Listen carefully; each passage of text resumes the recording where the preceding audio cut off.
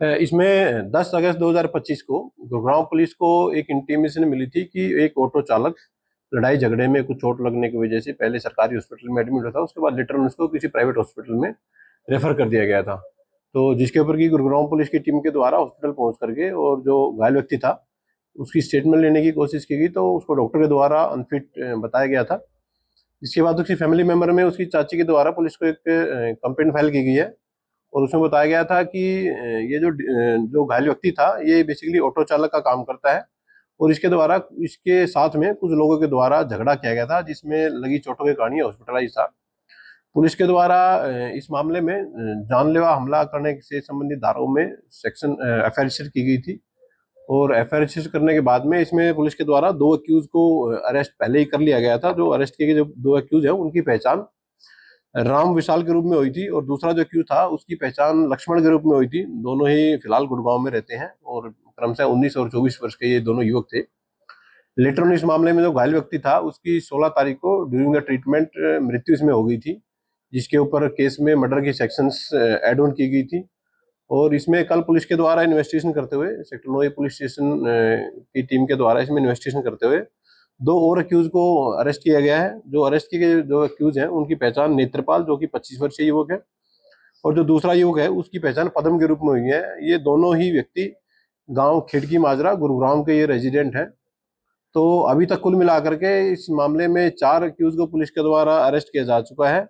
और पुलिस के द्वारा फर्दर इस मामले की इन्वेस्टिगेशन की जा रही है और जो भी अन्य व्यक्ति इस मामले में शामिल रहे हैं तो पुलिस उनको भी अरेस्ट करके इस मामले की इन्वेस्टिगेशन को पूरा करेगी। देखिए, अभी ये जो दोनों अक्यूज हैं इनको अरेस्ट किया गया है और आज कोर्ट में पेश करके इनकी पुलिस कस्टडी पुलिस के द्वारा ली गई है।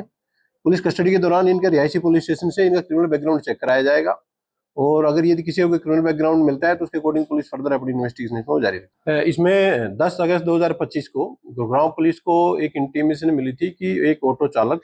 लड़ाई झगड़े में कुछ चोट लगने की वजह से पहले सरकारी हॉस्पिटल में एडमिट हुआ था, उसके बाद लेटर उसको किसी प्राइवेट हॉस्पिटल में रेफर कर दिया गया था। तो जिसके ऊपर की गुरुग्राम पुलिस की टीम के द्वारा हॉस्पिटल पहुंच करके और जो घायल व्यक्ति था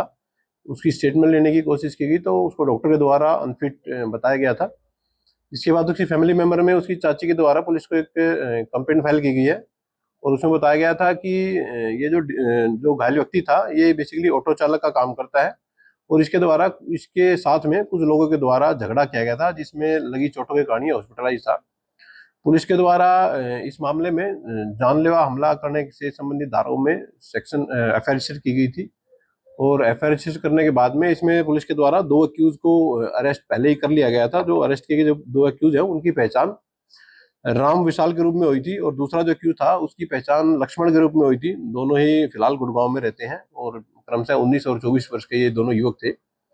लेटर ऑन इस मामले में जो घायल व्यक्ति था उसकी 16 तारीख को ड्यूरिंग द ट्रीटमेंट मृत्यु इसमें हो गई थी, जिसके ऊपर केस में मर्डर की सेक्शंस एड ऑन की गई थी